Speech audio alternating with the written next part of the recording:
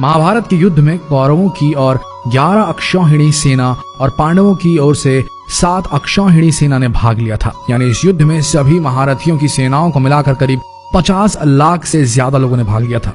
लेकिन ये अब सवाल उठता है कि इतनी विशालकाय सेना के लिए युद्ध के दौरान भोजन कौन बनाता था और कैसे ये सब प्रबंध करता रहा होगा। सबसे बड़ा सवाल यह है कि जब हर दिन हजारों लोग मारे जाते थे तो शाम का खाना किस हिसाब किताब से कैसे बनता रहा होगा। सोच कर देखिए कितना मुश्किल प्रिपोजिशन है ये। दर्शकों, आइए जानते हैं आज के इस वीडियो में वो गूढ़ रहस्य कि कैसे पोषण मिलता था महाभारत के सैनिकों को। महाभारत को सही मायने में हम विश्व का प्रथम विश्व युद्ध भी कह सकते हैं, क्योंकि उस समय शायद ही कोई ऐसा राज्य था जिसने इस युद्ध में भाग न लिया। उस काल में आर्यव्रत के समस्त राजा या तो कौरव या पांडवों के पक्ष में खड़े दिख रहे थे। हम सभी जानते हैं कि बलराम और रुक्मणी ये 2 ही व्यक्ति थे जिन्होंने इस युद्ध में भाग नहीं लिया था। किंतु एक और राज्य ऐसा था जो युद्ध क्षेत्र में होते हुए भी युद्ध से अलग था, और वो था दक्षिण का उडुपी। महाभारत में वर्णित कथा के अनुसार जब उडुपी के राजा अपनी सेना सहित कुरुक्षेत्र पहुंचे तो कौरवों और पांडवों दोनों ने उन्हें अपने पक्ष में लेने का प्रयत्न करा। लेकिन उडुपी के राजा बहुत दूरदर्शी थे। उन्होंने श्री कृष्ण से पूछा, हे माधव, दोनों ओर से जिसे देखो युद्ध के लिए लालायित दिखता है, किंतु क्या किसी ने सोचा है कि दोनों ओर से उपस्थित इतनी विशाल सेना के लिए भोजन का प्रबंध कैसे होगा। इस पर श्री कृष्ण ने कहा, महाराज, आपने बिल्कुल सही सोचा है। आपके इस बात से मुझे प्रतीत होता है कि आपके पास इसकी कोई योजना है। अगर ऐसा है तो कृपया बताएं। उसके बाद उडुपी के राजा ने कहा, सत्य तो यह है कि भाइयों के बीच हो रहे इस युद्ध को मैं उचित नहीं मानता।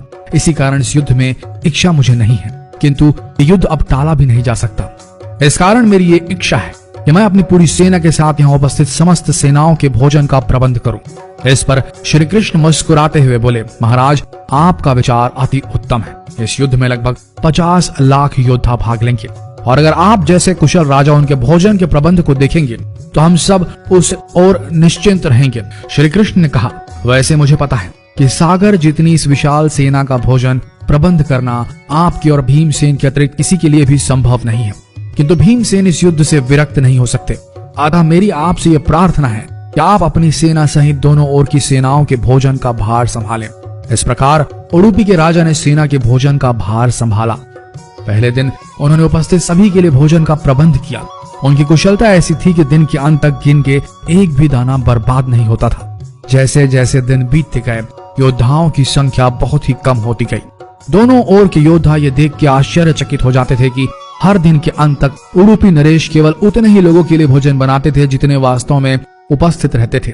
किसी को समझ नहीं आ रहा था कि उन्हें कैसे पता चल जाता है कि आज कितने योद्धा मृत्यु गति को प्राप्त होंगे, ताकि उस आधार पर भोजन की व्यवस्था की जा सके। इतनी विशाल सेना के भोजन के प्रबंध करना अपने आप में ही एक आश्चर्य था, और उस पर भी इस प्रकार के अन्न का एक भी दाना बर्बाद ना हो, यह तो किसी चमत्कार से भी कम नहीं था। अतः 18वें दिन युद्ध समाप्त हुआ और पांडवों के राज्याभिषेक के दिन युधिष्ठिर से रहा नहीं गया, और उन्होंने उडुपी नरेश से पूछ ही लिया, हे महाराज, समस्त देशों के राजा हमारी प्रशंसा कर रहे हैं कि किस प्रकार हमने कम सेना होते हुए भी उस सेना को परास्त कर दिया जिसका नेतृत्व पितामह भीष्म, गुरु द्रोण, ज्येष्ठ भ्राता जैसे महारथी कर रहे थे।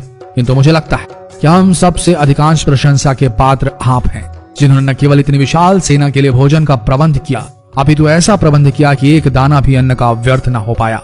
मैं आपसे इस कुशलता का रहस्य जानना चाहता हूँ। इस पर उडुपी नरेश ने मुस्कुराते हुए कहा, सम्राट, आपने जो इस युद्ध में विजय पाई है उसका श्रेय किसे देंगे। इस पर युधिष्ठिर ने कहा, श्री कृष्ण के अतिरिक्त इसका श्रेय किसी और को जा नहीं सकता। अगर वे ना होते तो कौरव सेना को परास्त करना असंभव था।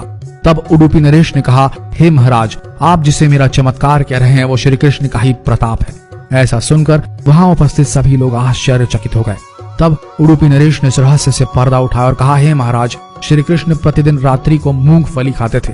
प्रतिदिन शिविर में गिन के मूंगफली रखी जाती थी और उनके खाने के पश्चात गिनकर देखी जाती थी उन्होंने कितनी मूंगफली खाई है। वे जितनी मूंगफली खाते थे उसके ठीक 1000 गुना सैनिक अगले दिन युद्ध में मारे जाते थे। अर्थात वे अगर 50 मूंगफली खाते थे तो समझ आता था कि अगले दिन 50,000 योद्धा युद्ध में मारे जाएंगे। इसी अनुपात में अगले दिन भोजन कम बनाया जाता था। यही कारण था कि कभी भी भोजन व्यर्थ नहीं हुआ। श्री कृष्ण के इस चमत्कार को सुनकर सभी उनके आगे नतमस्तक हो गए। यह कथा महाभारत के सबसे दुर्लभ कथाओं में से एक है। कर्नाटक के उडुपी जिले स्थित कृष्ण मठ में यह कथा हमेशा सुनाई जाती है। ऐसा माना जाता है कि इस मठ की स्थापना उडुपी के सम्राट द्वारा ही करवाई गई थी, जिसे बाद में श्री माधव आचार्य जी ने आगे बढ़ाया। तो दर्शकों, उम्मीद करते हैं कि आज की ये प्रस्तुति पसंद आई होगी आपको और आप समझ गए होंगे कि पोषण वही सही है जिसका एक दाना भी व्यर्थ न जाए। शायद आप इस गुण रहस्य को समझ गए होंगे और अगली बार अपनी थाली में खाना छोड़ने से पहले सोचेंगे जरूर।